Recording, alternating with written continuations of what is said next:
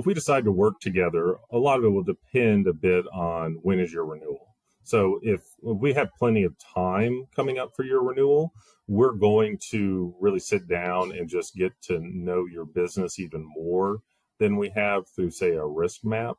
Again, depends on how much time we had, how the business came about. But if we go through a risk map, we're going to sit down and just break down, make sure we know the business, what you're doing, details on the leadership that we're able to share, get all of that information together, and then start a cadence of a pre-renewal type meeting that we have. We usually start about 120 days out from your renewal date because there's going to be things that we need from the insured, data we need from them, and just making sure we're hitting certain timelines of getting that information. I say it's a lot like running a construction project. Instead of it being last minute and not really thought through, you just have this slow, methodical, almost boring process where it's, hey, okay, we're meeting again. Is everything on track? Are we good with this? If not, what do we need to catch up this week? And then just getting it out to the market, giving them plenty of time to digest it, get their questions back, go back and forth, do loss control meetings, and then be able to provide a space there for competition where you're not just pushed right up against the renewal date and it's hurry up, we got to get all this in. So that's our goal, is to get that information up front, get really established on knowing your protocols and procedures internally.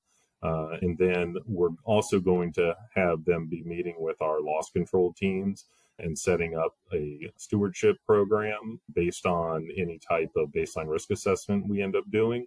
So generally, sometimes we'll do them before they come on with us, but often after someone decides to work with us, we'll then set up our loss control team to either set up a site visit or whatever it is that client feels is the most important right then. But go and do that, provide that information, and then set up over the next year a schedule for, okay, hey, what are we going to work on? What do we need to do? Certain check-ins. Same thing with setting up a claims review during the year.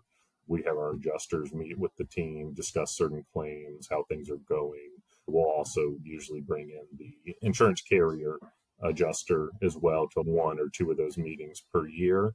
And again, it's just the idea of teamwork rather than adversarial. We're trying to work best with our insurance carrier partners because they are our partner. We want them to do well, because if they do well, we're doing great. We're not having losses. So usually the first 30 days is going to be heavy information collection and understanding.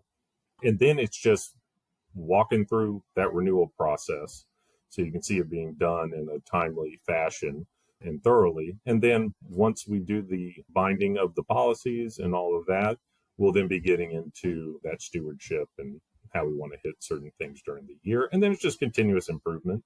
This stuff always comes up in construction, so you're typically talking with the firm a lot, be it for whatever it is, new clients, certain requirements, contracts, all those different things. It's rare that I don't hear from the construction clients every other week or so on something.